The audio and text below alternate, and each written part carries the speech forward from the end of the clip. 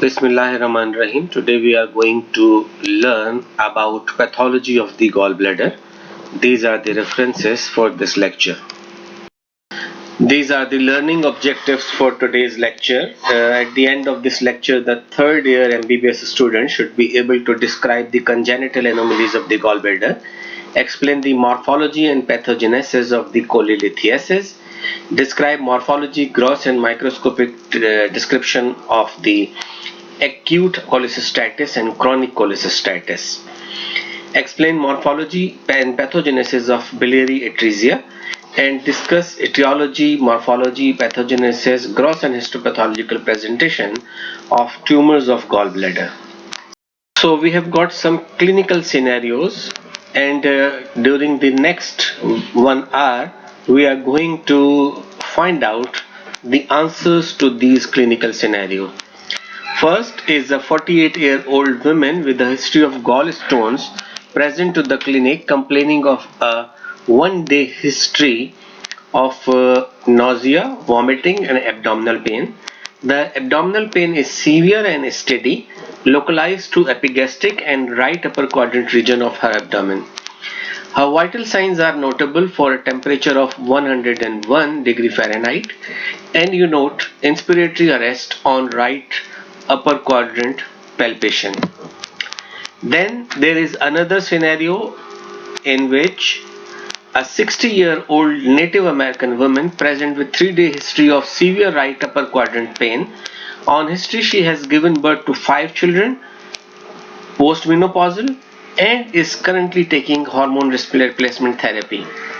The pain is exacerbated after she takes her grandchildren out for a fast food and indulges in greasy food herself. She also confesses that she does drink quite a bit on the weekend and feels abdominal pain shortly afterward as well. Then there is another scenario in which a 52-year-old woman present to the clinic with epigastric and right upper quadrant pain, which is especially severe after a fatty meal. She also reports that her appetite has decreased and that she has lost about 10 pounds over last month. Physical examination revealed a fever of 102 degree Fahrenheit, jaundice and scleral teres. An ultrasound is suggestive of cholecystitis and a cholecystectomy is performed. The gallbladder is a thin elongated sac about 8 cm long and about 50 ml in volume. It is present in a fossa on the inferior surface of the liver between the right and quadrate lobe. It develops from the same foregut diverticulum that give rise to the liver. It has the fundus, body, neck, and is attached to the common hepatic duct through cystic duct that is 3 cm in length. Its function is storage, concentration and release of bile, and the bile from the common hepatic duct goes through the cystic duct into the gallbladder where it is concentrated, stored and finally secreted into common bile duct through the hormonal action of cholecystokinin that induces the contraction of the muscle of the gallbladder. About 1 liter of the bile is produced by the liver per day, and this concentration and storage function happens between the meal. However, the gallbladder is not essential for biliary function as no indigestion or malabsorption of fat occur after cholecystectomy. Unlike the rest of the JIT, the gallbladder lacks the muscularis mucosa and submucosae. The wall of the gallbladder is composed of 4 layers that are mucosal layer, smooth muscle layer, perimuscular layer and serosal layer. The mucosal layer has a single layer of tall columnar epithelium which is thrown into numerous permanent folds that are larger and more numerous in the neck of the gallbladder. Beneath the epithelium is present a delicate lamina propria and it contains capillaries, and in the region of the neck few acinar glands are also present. The smooth muscle layer is present just underneath this mucosal layer, and it is composed of smooth muscle bundles in 3 layers. One is the inner longitudinal, the middle one is the oblique, and the outer circular smooth muscles. Outer to the muscular layer is the zone of fibrous connective tissue with some interspersed fat cells. And beneath this perimuscular layer is the serosal layer. And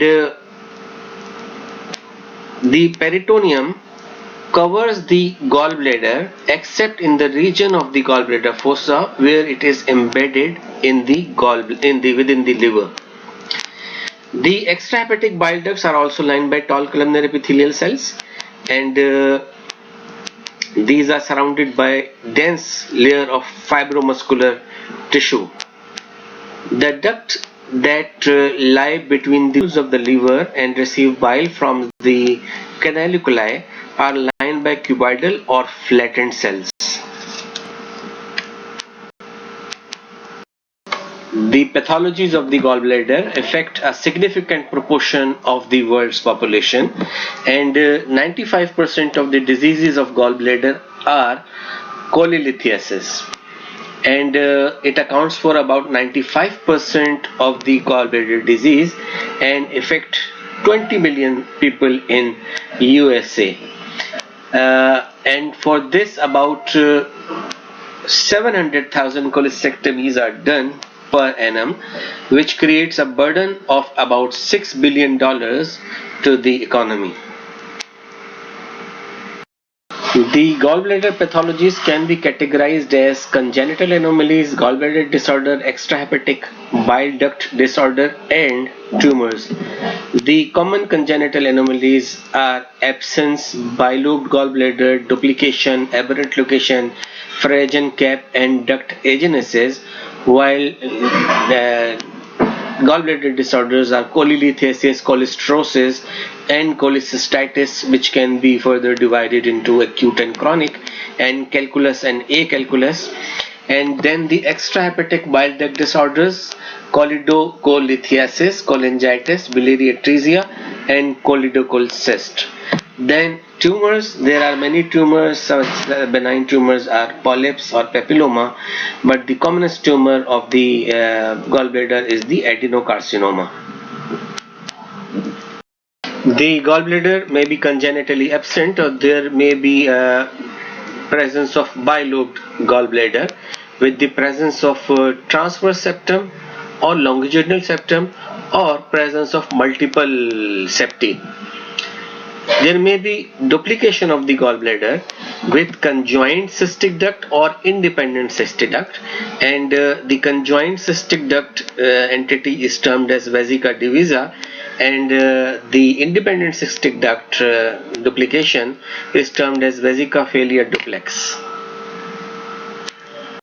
Another congenital anomaly is the aberrant location of the gallbladder, which is present in 5 to 10% of the population, and in most of the cases the gallbladder is embedded within the substance of the liver either partially or completely. The much more common entity is Phrygian cap, and this Phrygian cap is basically named after the Turkish cap that was worn by the Turks in around 1000 AD, and in this entity the gallbladder fundus is folded inward. So this picture is showing a normal gallbladder with velvety dark green mucosa and thin wall. This golden arrow is pointing towards the bulbous projection that is known as Phrygian cap. Another congenital anomaly is duct agenesis, in which there is non-development of all or any portion of the hepatic or common bile duct, and hypoplastic narrowing of the biliary channel, such that is true biliary atresia. The bile duct anomalies include duplication and accessory bile duct presence. The congenital bile duct dilatation are termed as choledochal cysts that are present in 85% of all the cases of anomalies of the bile duct anomalies. Choledochal diverticula or choledochal seal are also another congenital anomalies. Multiple cysts may occur as segmental dilatation in the entire extrahepatic biliary tree. Similar multiple dilations in the intrahepatic biliary tree are termed as Caroli disease that predispose to bacterial cholangitis. More than 95% of the biliary tract diseases are gallstones, and it affects 10 to 20% of adult population in high income countries. It is estimated that more than 20 million persons in the US have gallstone, totaling 25 to 50 tons in weight. About 700,000 cholecystectomies are performed per annum that create a health budget burden of about $6 billion. The stones within the gallbladder is termed as cholelithiasis. The presence of a stone within the hepatic duct or within the liver ducts is termed as hepatolithiasis, and the common bile duct stones are termed as choledocholithiasis. The gallstones are of two types. One is the cholesterol stone and another are the pigment stone. The cholesterol stones are more prevalent in the United States and Western Europe, while these are uncommon in developing countries. More than 50% of these stones contain crystalline cholesterol monohydrate, and these stones are more common in Native Americans of Pima, Hopi and Navajo group, and 75% of the people are affected by the age of 25 years and 90% by the age of 60 years. The pigment stones are rare in these populations. At autopsy for more than 75-year-old dead bodies, these stones were found in 20% of the male population and 35% of the female population. While the pigment stones contain bilirubin calcium salts, and these are predominant in non-Western population. They arise predominantly in the setting of bacterial infection of the biliary tree and parasitic infestation. There are many risk factors for the gallstone development, and the age and sex are one of these. The prevalence of the gallstone increases throughout the life, but these gallstones are more common in middle and older age group, and these are common after the age of 40 years. These gallstones are increased in female in any region or any ethnicity, while these are about twice as common than men in Caucasian women. The hypersecretion of biliary cholesterol is linked with these factors, and metabolic syndrome and obesity are also associated with the gallstone formation. Then environmental factor, one of the environmental factor is the estrogenic influence, and these gallstones are thrice as common in premenopausal women than in men of that age. The oral contraceptive and pregnancy both have got estrogenic influence, and there is increased expression of hepatic lipoprotein receptor that stimulate hepatic HMG-CoA reductase activity and increases both cholesterol uptake and its biosynthesis. The net result is excessive biliary secretion of cholesterol that result in the stone formation, cholesterol stone formation. The clofebrate is an agent that is used to lower the blood cholesterol. It increases hepatic HMG-CoA reductase and also decrease conversion of the cholesterol to the bile acid by decreasing the cholesterol 7 alpha hydroxylase activity, and the net result of these influences is increased biliary secretion of the cholesterol that predisposes the individual to the cholelithiasis. Obesity and rapid weight loss are strongly associated with increased biliary cholesterol secretion, hence they are linked with the cholelithiasis. Other risk factor for the cholelithiasis are acquired disorder, that are the neurogenic or hormonal gallbladder stasis that fosters a local environment which is favorable for both cholesterol and pigment gallstone formation. The hereditary factors are also linked with the cholelithiasis. The scientists recently focused on identifying susceptibility factor for cholesterol gallstones that led to identification of association of hepatocyte protein that transport biliary lipids. These are known as ATP binding cassets, transporters, and the ATP binding cassette G5 and G2 genes encode a protein heterodimer that participate in biliary cholesterol secretion. This is known as D19H variant, and 8 to 11% risk of cholesterol stone formation is associated with this D19H variant. The individuals with this variant absorb less but synthesize more cholesterol. The HMG-CoA inhibitors such as statin may decrease the risk of cholesterol formation in these individuals. ATP binding cassette G8 gene encodes a common variant of the sterol transporter and associated with increased risk of cholesterol gallstone.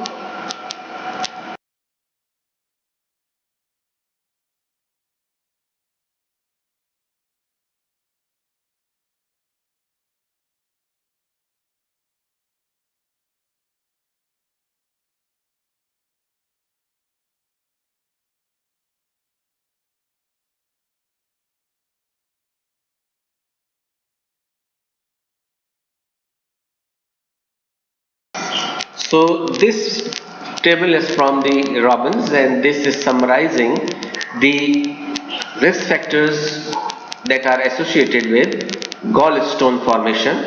The cholesterol stones formation risk factors are demographic, advancing age, exposure to the female sex hormone, obesity, metabolic syndrome, rapid weight reduction, gallbladder stasis, inborn disorder of bile acid metabolism, hyperlipidemia syndrome, while the pigment stones are more common in Asian as compared to the Western, and they are more common in rural area than the urban.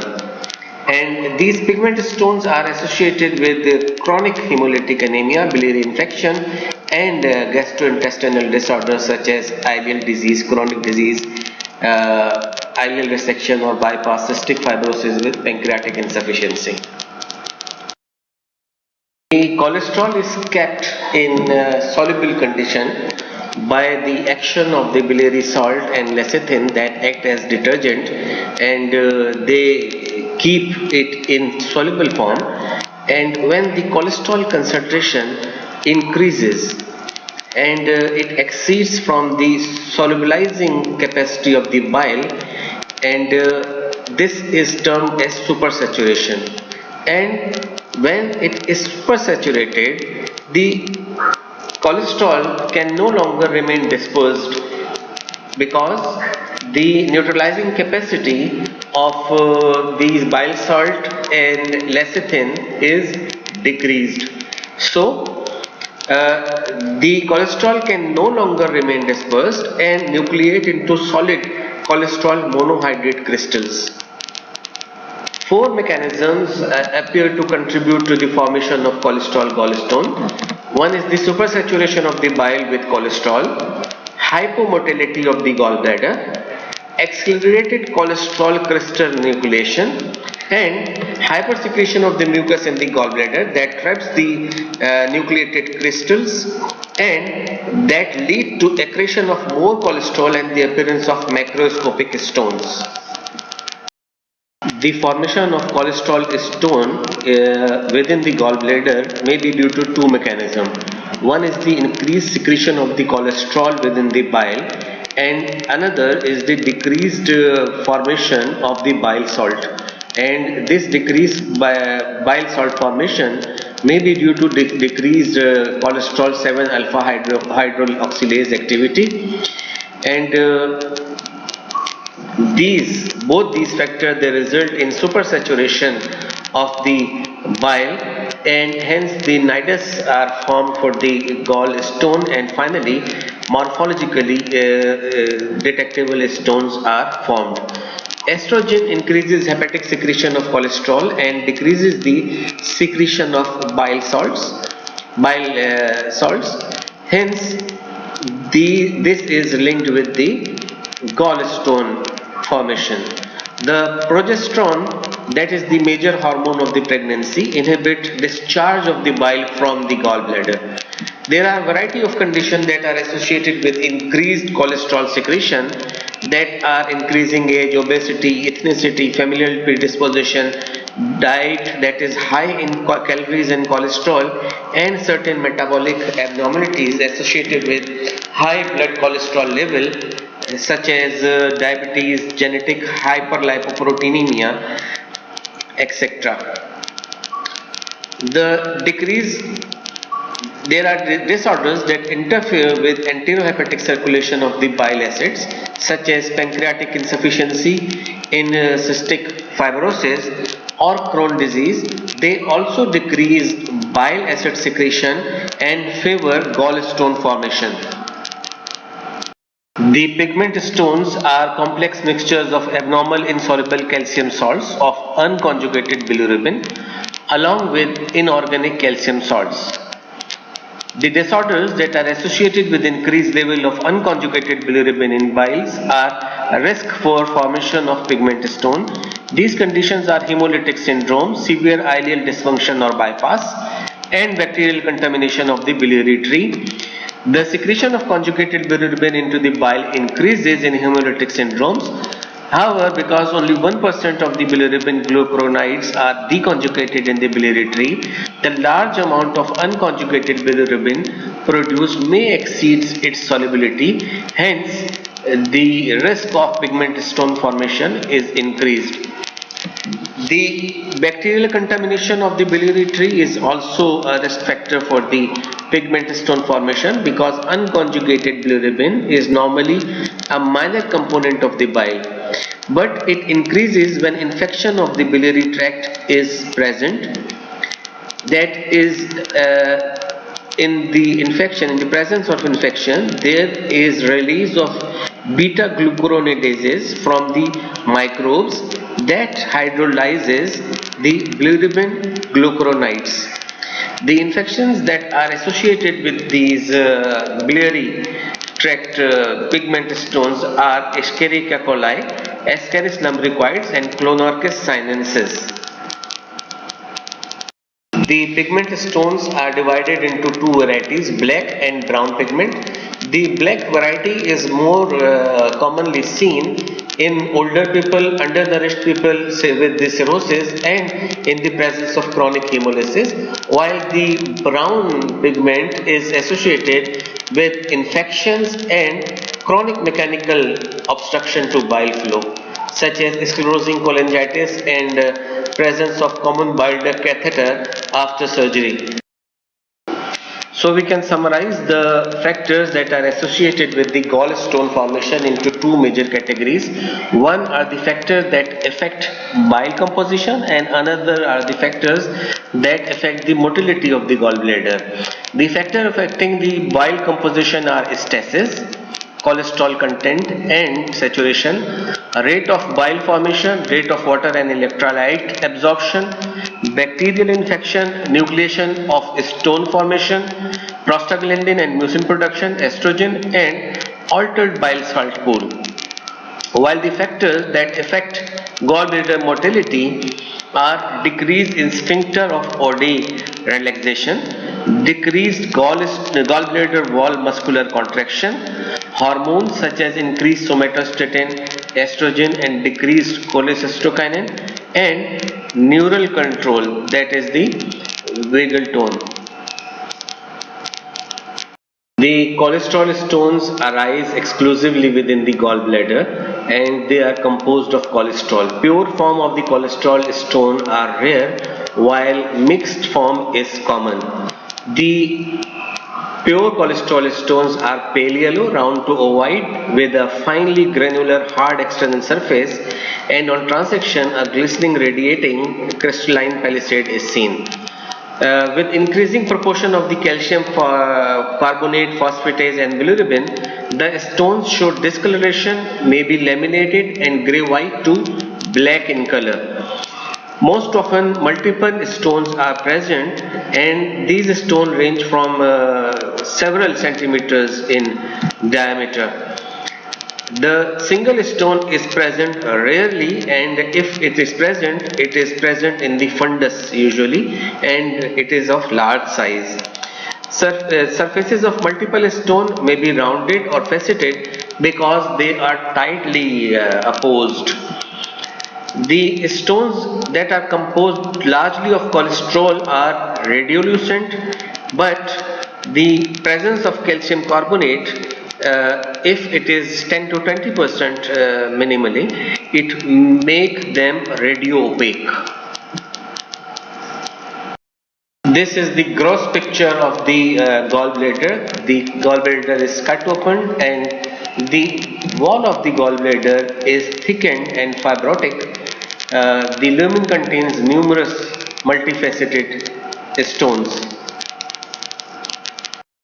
Cholesterosis is also named as strawberry gallbladder due to gross appearance of finely granular yellowish streaks, and these are due to aggregates of lipid containing macrophages in the lamina propria of the gallbladder.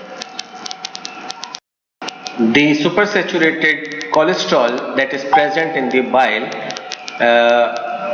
diffuses into the mucosa, and here this cholesterol is present within the macrophages that are containing the cholesterol and a small eccentric nuclei.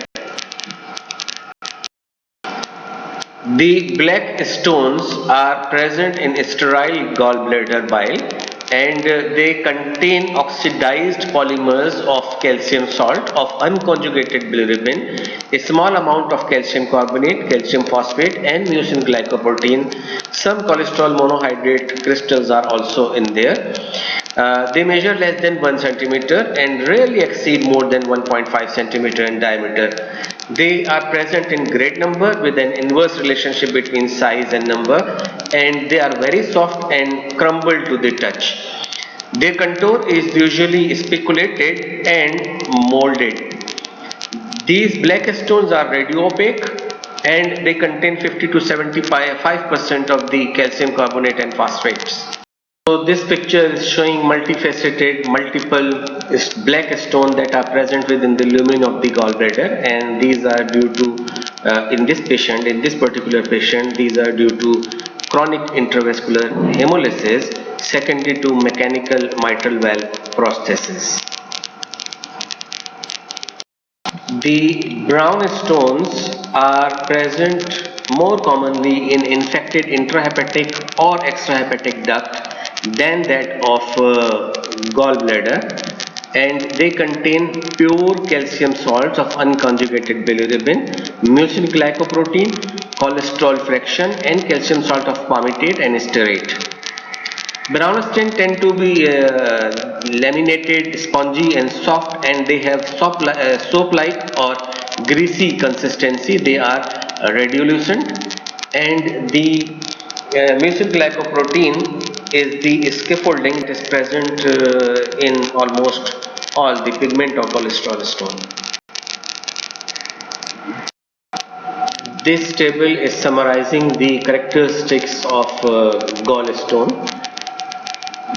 The cholesterol stones, the pure gallstone are about 10% and they are cholesterol pigment or calcium carbonate stones, and the cholesterol stones are associated with cholesterosis, and they are solitary, oval, large, yellow, white, or cut section the radiating glistening crystals are there. The pile pigment shows no change in the gallbladder wall, and the appearance of the stone is small, multiple, jet black, mulberry or shape, and on cross section these are soft and black. The calcium carbonate crystals are multiple, small, grey, white, faceted, and they are hard on cutting.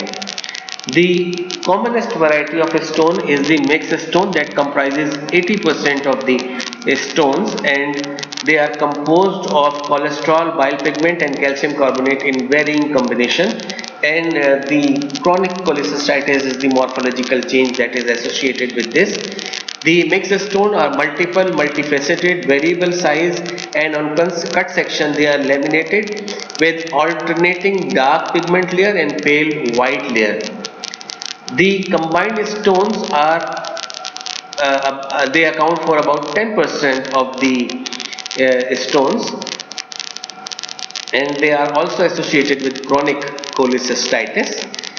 These combined stones are solitary, large, smooth, and on cut section central nucleus of pure gallstone with mixed shell or vice versa.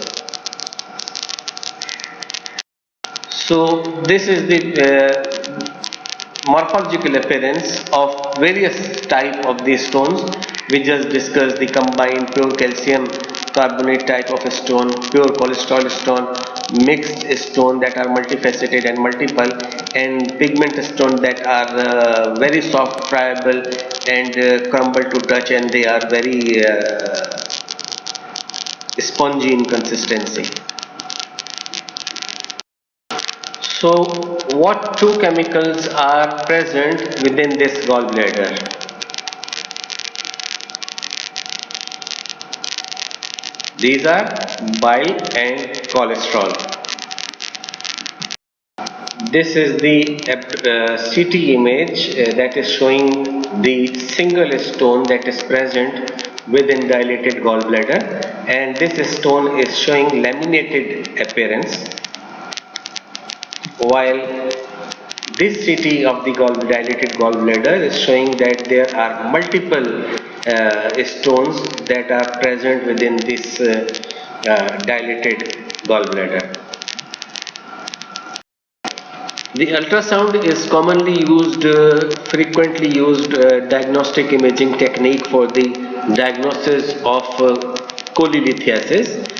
This red arrow is pointing towards the stones that are present within the lumen of the gallbladder, while the yellow arrow is pointing towards the thickened wall of the gallbladder. That is the common feature that is associated with chronic cholecystitis. The cholangiogram is showing the outline of a stone that is occluding the distal dilated common bile duct near the ampulla. The individuals with gallstone may remain asymptomatic for decades, and 70 to 80% of the people, they remain asymptomatic throughout their life, and the asymptomatic patient convert to symptomatic at the rate of 1 to 4% per year, and the risk diminishes with the time. They may experience biliary pain that is excruciating and constant pain. Sometimes it is termed as colicky pain, but it is not actually colicky, and this is a misnomer. The pain often follows a fatty meal that induces gallbladder contraction, and this contraction presses the stone against the gallbladder outlet and increases the pressure and eventually pain. This pain is localized to the upper quadrant or the epigastrium and may radiate to the right shoulder or to the back. The pain is also generated by inflammation.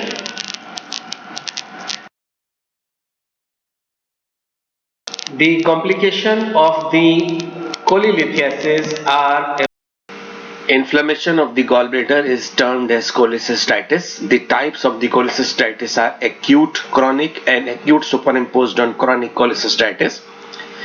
The most common association is cholelithiasis or gallstones, and epidemiology this cholecystitis is similar to the cholelithiasis. Acute inflammation of the gallbladder is acute cholecystitis. The types of the acute cholecystitis are acute calculous cholecystitis and acute acalculous cholecystitis. The acute calculous cholecystitis is primary complication of the gallstone, and it is precipitated by the obstruction of the neck or cystic duct in the 90% of the cases. And this acute calculous cholecystitis is the most common reason for emergency cholecystectomy. Acalculous cholecystitis is the presence of inflammation of the gallbladder without gallstone, and it is present in severely ill patient and accounts for about 10% of the cases. Now the pathogenesis of the acute calculous cholecystitis. The obstruction of the cystic duct results in chemical irritation, and this starts with the action of the mucosal phospholipases that convert luminal lecithin into toxic lysolecithins, and due to these toxic lysolecithins there is disruption of the protective glycoprotein mucosal layer, and now the mucosal epithelium is exposed to the direct detergent action of the bile salt. Hence there is injury to the epithelium by direct detergent action of the bile salts. So this will release the prostaglandin within local environment, and there is inflammation. Inflammation within this distended gallbladder will result in dysmotility, further distension, and compromised blood supply to this organ. This happens in sterile environment initially, but later the superimposed infection can develop. This acute calculous cholecystitis is common in diabetics who have got symptomatic gallstones. The acute acalculous cholecystitis results from the ischemia of the cystic artery, that is an artery, and the contributing factors for the development of these are inflammation and edema of the wall that compromise the blood flow to this organ, and stasis within the gallbladder, and accumulation of the microcrystals of the cholesterol, that is the biliary sludge formation. Also the viscous bile and gallbladder mucus present, all these factors lead to the obstruction of the cystic duct. This condition usually occurs in acutely ill patients, and the risk factors for this condition are sepsis with hypotension and multi-system organ failure, immunosuppression, major trauma, burn, diabetes mellitus, and infection. For the morphology of the acute cholecystitis, the gallbladder is enlarged about twice or thrice of its normal size, and the wall is thickened. It is markedly thickened, and it is about 10 times of its normal thickness. The serosa is covered by fibrin in severe cases, and if there is presence of subserosal hemorrhage due to compromise of the blood supply, it will impart a green-black color to the wall, as is seen in this lower picture. The lumen of the gallbladder is filled with turbid bile, fibrin, or pus, and the mucosa is hyperemic, ulcerated, or may be frankly necrotic.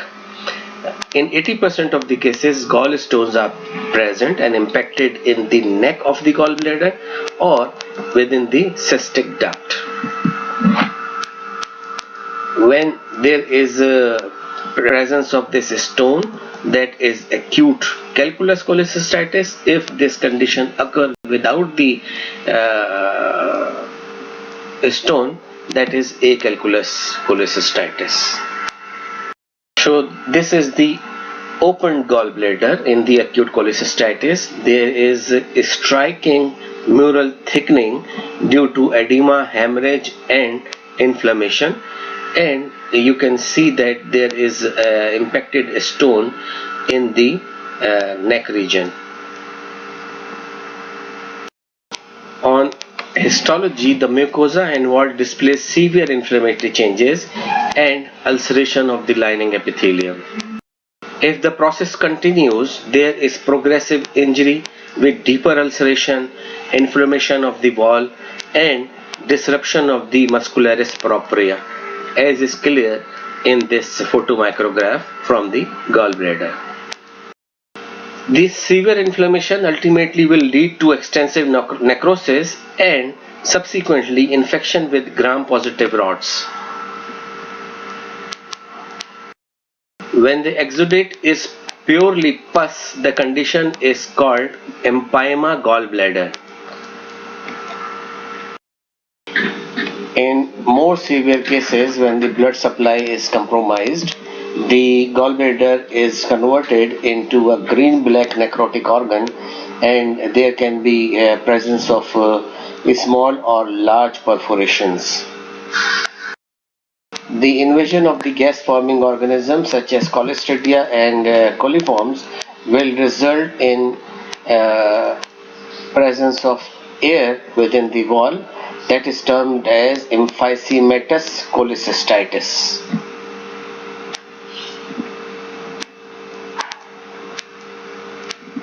Other complications of acute cholecystitis are perforation, bile peritonitis, pericholecystic abscess and cholecystenteric fistula formation.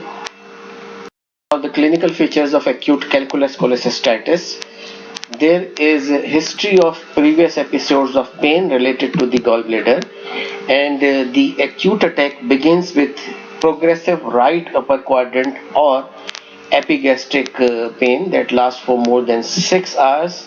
There can be mild fever, anorexia, tachycardia, sweating, nausea, vomiting, and most patients are free of the jaundice.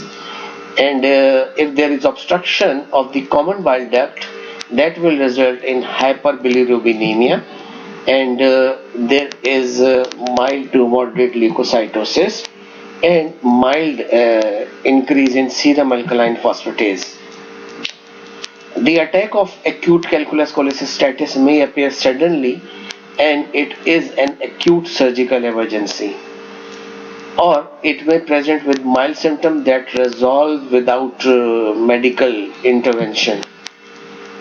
In the absence of medical attention, the attack usually subsides within 7 to 10 days, and frequently it may subside within 24 hours. 25% of the patient, they develop severe symptoms and need immediate surgical intervention. If gallbladder is not removed surgically, recurrence of this condition is common. The clinical features for acute acalculous cholecystitis, the symptoms are more insidious, and these are obscured by underlying condition precipitating the attack, and higher proportion of the patient have no symptom referable to the gallbladder. Diagnosis of this condition therefore rests on high index of suspicion. If the clinician fails to identify this condition, it will result in fatal outcome. So the early recognition is crucial in severely ill patient. If diagnosis is delayed, it will result in gangrene and perforation of the organ. Rarely, Salmonella typhi and Staphylococci infection also result in the acalculous cholecystitis acutely. A more indolent form of acute acalculous cholecystitis occurs in outpatient population with systemic vasculitis, severe atherosclerotic ischemic disease in elderly, patient with autoimmune deficiency syndrome, and biliary tract infections. The chronic cholecystitis is the most common disease of the gallbladder.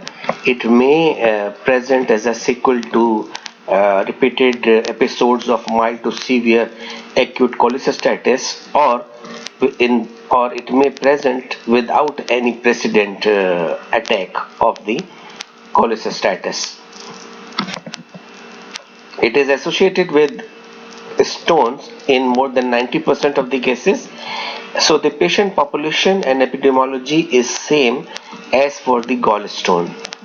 So the evolution of this disease, the chronic cholecystitis, is obscure, and there is egg or chicken mystery. It is not clear whether the stone is the cause of the chronic inflammation, or chronic inflammation result in the development of stone. It is evident because the symptoms and histology of both the acalculous and calculous form of the chronic cholecystitis are almost same. The chronic cholecystitis results after the supersaturation of the bile that is associated with chronic inflammation and stone formation. In 1/3 of the cases, enterococci and E. coli are also responsible for the development of chronic cholecystitis. Unlike acute calculous cholecystitis, obstruction of the gallbladder outflow is not required for the development of chronic cholecystitis. The biliary symptoms often emerge following long-term coexistence of stone and low-grade inflammation. The symptoms of acute and chronic cholecystitis are almost similar. The symptom of often range from biliary colic to indolent right upper quadrant pain and epigastric distress.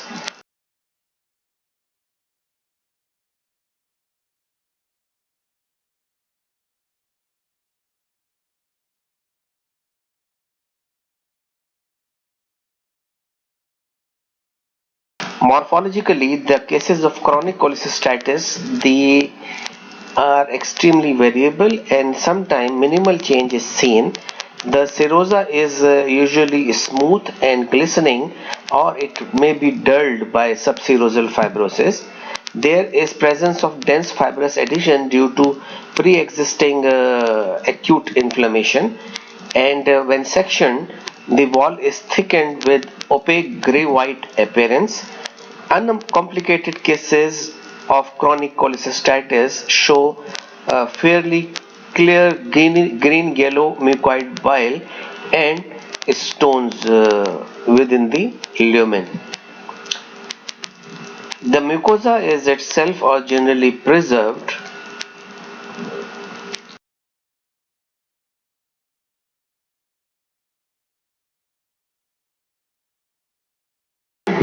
The histology of chronic cholecystitis is variable and depending on the degree of inflammation. In the mild cases, only scattered lymphocytes, plasma cells and macrophages are seen within the mucosa and subserosal fibrous tissue, while in advanced cases, there is marked subepithelial and subserosal fibrosis that is accompanied by mononuclear cell infiltration.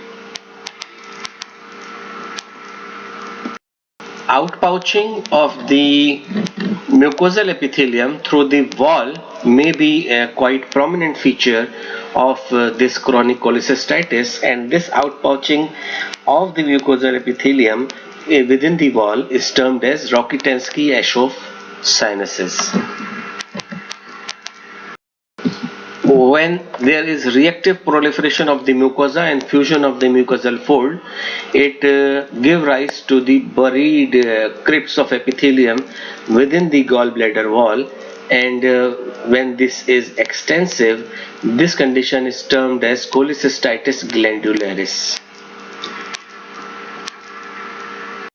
Superimposition of the acute inflammatory change implies acute exacerbation of an already chronically injured gallbladder, and this is termed as acute on chronic variety of cholecystitis.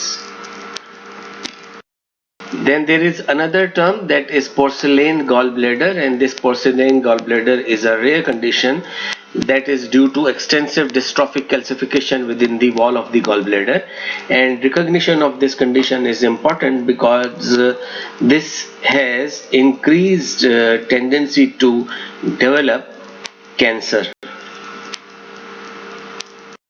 So this is the gross appearance of the gallbladder, termed as porcelain gallbladder, because the wall and surface of the gallbladder are hard and tan white like a porcelain vase.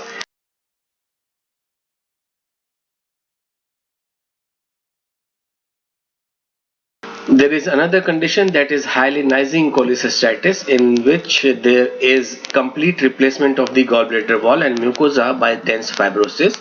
There is a markedly increased incidence of associated cancer.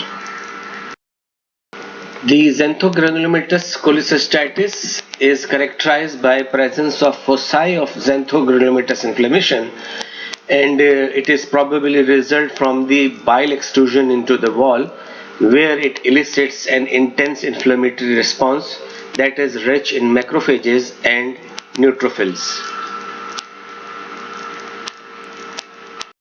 Sometimes the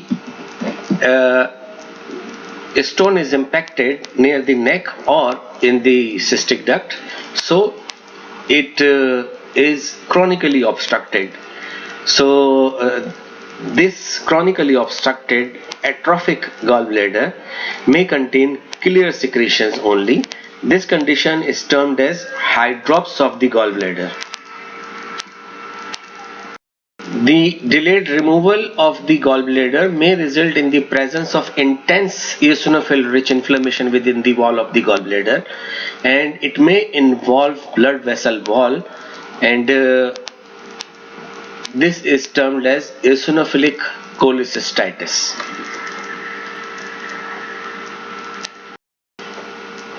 Chronic cholecystitis may be associated with epithelial cell metaplasia of gastric foveolar type or pyloric type. Sometimes lymphoid follicles are also present, and they are more numerous in the superficial aspect of the gallbladder wall. Formation or development of a discrete nodular mass with a variable number of cysts lined by neoplastic biliary type epithelium is known as adenomyomatous hyperplasia. The cholestrosis of the gallbladder is the accumulation of cholesterol-laden macrophages in the submucosa. It reflects the supersaturation of the bile with cholesterol and does not ordinarily cause symptom. So this gross picture is the wall of the gallbladder, that is showing the scattered yellow reticulated appearance of the yellow flakes, and this is termed as strawberry gallbladder. The mucosal folds are swollen, and these swollen folds histologically they contain large foamy macrophages in which a small nucleus is displaced to the periphery. The clinical features of the chronic cholecystitis are recurrent attack of either STD or colicky, epigastric or right upper quadrant pain with nausea, vomiting and intolerance to fatty food. Complications of the acute and chronic cholecystitis are bacterial superinfection with cholangitis or sepsis, perforation of the gallbladder or formation of a local abscess, diffuse peritonitis as a result of rupture of the gallbladder, or cholecystenteric fistula or biliary enteric fistula formation with drainage of the bile into the adjacent organs, entry of the air and bacteria into the biliary tree, and potentially gallstone induced intestinal obstruction. Aggravation of the pre-existing medical illness with cardiac, pulmonary, renal or liver decompensation. Tumor of this hepatobiliary system are rare, and the common site among these rare tumors within this hepatobiliary system is the fundus of the gallbladder. The second most site is the ampulla of Vater, and then the common bile duct, the lower end of the common bile duct especially, then the hepatic duct and the junction of the hepatic ducts. So these tumors of this hepatobiliary system frequently present with obstructive jaundice. Many of the tumors for the gallbladder have been described, from the heterotrophic tissues, carcinoid, fibromas, myomas, neuromas, hemangiomas and their malignant counterparts, adenoma that are tubular papillary or tubulopapillary, inflammatory polyps, adenomyosis, and carcinoma.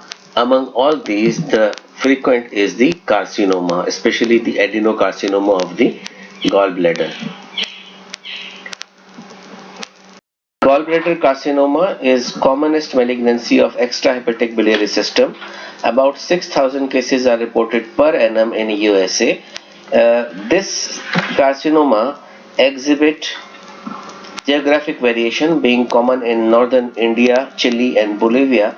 In the United States, it is common in southwest region where the large Native American or Hispanic population are present, and the worldwide incidence is about 1 in 50,000 people, and it is common in 7 decades of life, and it is twice common in females, and prognosis for this disease is very bad. It is less than 10%. It has a less than 10% 5-year survival rate.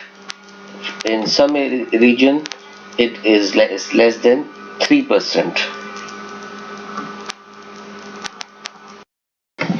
Beside age and ethnicity, gallstones are important risk factor for carcinoma gallbladder.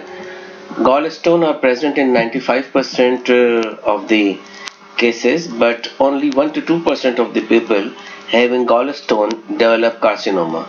Other risk factor is the chronic bacterial infection or parasitic infestation, and this is more common in Asia, and some driver mutations have been noted, and these include gain of function aberrations in epidermal growth factor receptor gene family, including HER2, and genes that encode signaling pathways such as RAS, and loss of function mutations such as TP53 tumor suppressor gene mutation that is present in more than 50% of the cases, and most of these gallbladder cancer, they exhibit aneuploidy.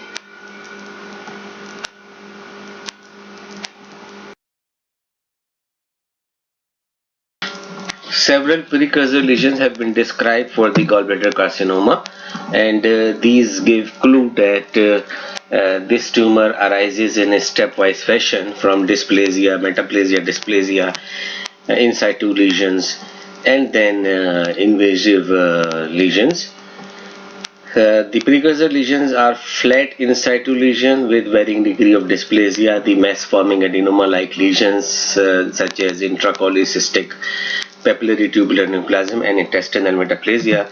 Various histological types have been described for this gallbladder carcinoma, including adenocarcinoma, adenomas to carcinomas, adenosquamous carcinomas, squamous cell carcinoma, intracystic or intraductal papillary neoplasm with an associated invasive carcinoma, mucinous cystic neoplasm with an associated invasive carcinoma, undifferentiated carcinoma, neuroendocrine or carcinoid tumors, or mesenchymal tumors.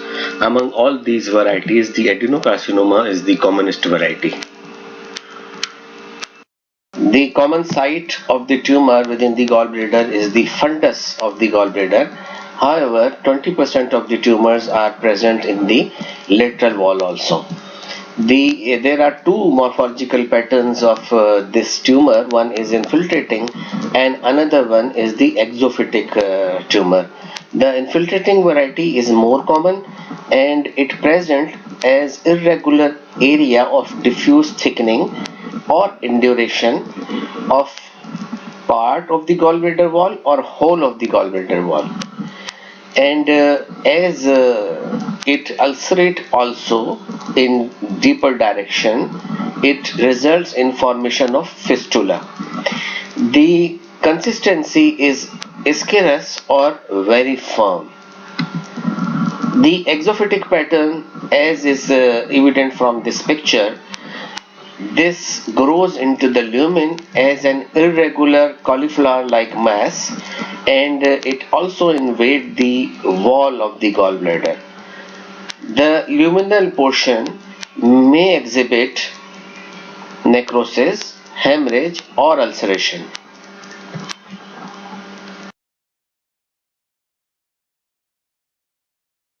Histologically, this gallbladder carcinoma is characterized by presence of malignant glands that are embedded in desmoplastic stroma. If the cytologic atypia and stromal response is minimal, it is diagnosed by perineural and vascular invasion.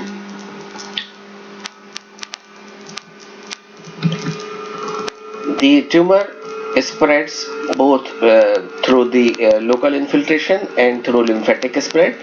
It directly extends to the other organ through fistula formation or peritoneal or biliary spread, while it metastasizes through lymphatics to the liver, portahepatic lymph nodes, GIT, lung, and ovaries.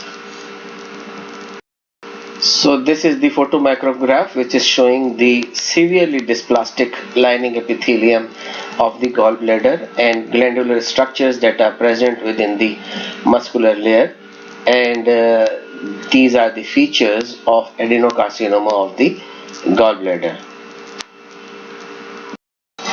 This abdominal CT scan is showing an irregular bright mass within the lower portion of the gallbladder marked by a yellow arrow. This mass on histology proved to be an adenocarcinoma of the gallbladder. These tumors present very late and are non-resectable, hence the prognosis is very poor. One staging system for the gallbladder carcinoma is Nevin's staging. When the tumor is intramucosal only, it is categorized as stage 1. When there is involvement of the mucosa and muscularis, it is categorized as stage 2. When there is involvement of all three layers, it is categorized as stage 3. And when the cystic lymph node is involved along with all three layers, it is categorized as stage 4. And when the liver is involved or any other organ metastasis is present, it is stage 5. So this is showing the TNM or AJCC staging system for the gallbladder carcinoma, which is based on tumor, node, and metastasis. The tumor is categorized as TX when the primary tumor is not accessible, or T0 when the no evidence of the primary tumor, or TIS or TIS when there is presence of carcinoma in situ. Then on the size of the tumor, it is categorized as T1 to T4, and regional lymph nodes involvement are categorized as NX, N0, and N1. When these are not accessible, metastasis is not present, or metastasis is present, and metastasis is characterized by MX, M0, and M1. When metastasis cannot be assessed, not present, and present, and depending on this parameter, the final stage is determined. The preoperative diagnosis for carcinoma gallbladder is exception and seen only in 20% of the cases. The patient present with symptom of cholelithiasis, abdominal pain, jaundice, anorexia, nausea, vomiting, and sometimes weight loss. Sometimes it is incidental finding when surgery is performed for symptomatic gallstones, and these cases have a good prognosis if the tumor is not widespread. The Patient present with advanced disease in most of the cases, and cure is not possible even with the complete resection of the tumor and adjacent liver, with or without adjuvant chemotherapy.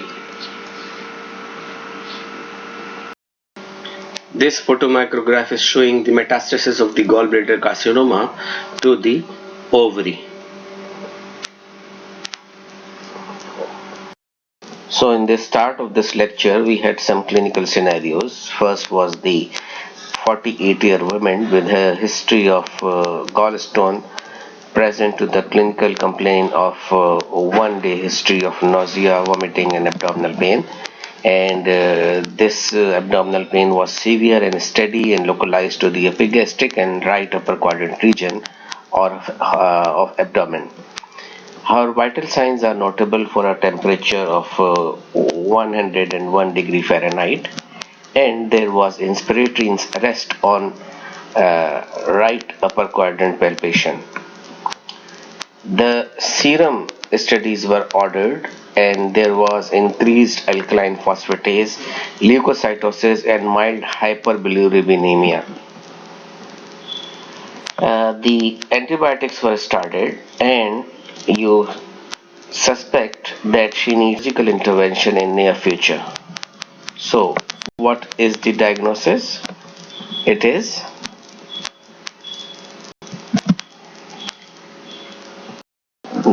another scenario was a 60-year-old Native American woman present to the clinic complaining of 3-month history of severe right upper quadrant pain, and she was multipara, postmenopausal, and currently taking HRT.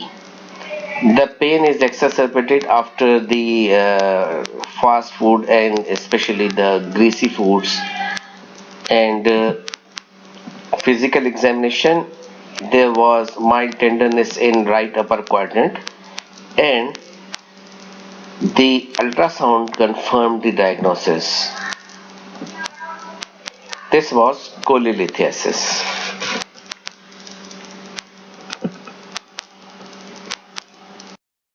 The last scenario was a 52-year-old woman present to the clinic with epigastric and right upper quadrant pain, and this was severe after a fatty meal. She also reported that her appetite has decreased and she has lost about 10 pounds over the last month. There was fever, jaundice, and ultrasound suggestive of cholecystitis, and cholecystectomy is performed, and histology is conclusive, and it revealed adenocarcinoma with an infiltrating pattern of growth with diffuse thickening of the wall of the gallbladder. This is adenocarcinoma.